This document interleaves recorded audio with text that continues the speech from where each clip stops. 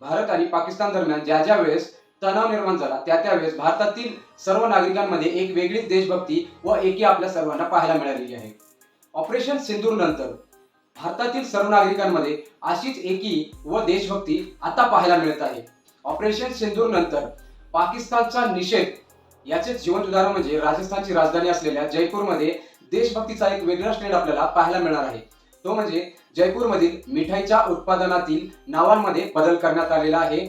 उदाहरणार्थ आम पाक, मोती पाक, त्याचबरोबर मैसूर पाक या नावामध्ये अनुक्रमे बदल करण्यात आलेला आहे. पाक या शब्दाचा वापर न करता आता श्रीचा वापर करण्यात येणार आहे. तो म्हणजे आता आम पाकच्या ऐवजी आता आम श्री, त्याचबरोबर मोती पाकच्या ऐवजी मोतीश्री, त्याचबरोबर आपल्या सर्वांच्या आवडता तो म्हणजे मैसूर पाक याचं नाव आता काय राहणार आहे तर मैसूर श्री असे राहणार आहे.